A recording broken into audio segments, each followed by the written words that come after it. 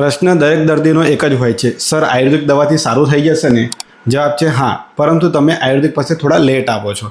ઉદાહરણ તરીકે ટાઈપ એ દર્દીને દુખાવો થાય તો પણ મેડિકલ સ્ટોરે જાય છે, નજીકના જનરલ ફિઝિશિયન પાસે જાય છે, ત્યારબાદ કોઈ એમડી ડૉક્ટર પાસે, કોઈ ડૉક્ટર ઓપરેશન કરવાની સલાહ આપે તો પણ નથી કરાવતા, ત્યાર પછી ફિઝિયોથેરાપી કરાવે છે, ત્યારબાદ કોઈ પણ આયુર્વેદિક મેડિકલ સ્ટોર અથવા ઓનલાઈન આયુર્વેદિક દવા ખરીદવાનું ચાલુ કરે છે. પણ યોગ્ય આયુર્વેદિક ડૉક્ટર પાસે અને પંચકર્મ થેરાપી માટે સૌથી છેલ્લે આવે છે.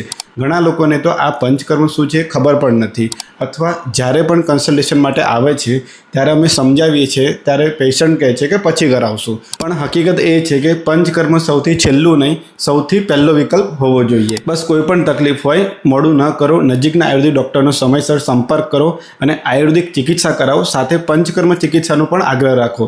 આ પેજને જરૂરથી ફોલો કરો. દરેક પ્રકારના પંચકર્મ કયા રોગમાં કરવા જોઈએ એની વિગતવાર માહિતી આ પેજ પર આવતી રહેશે.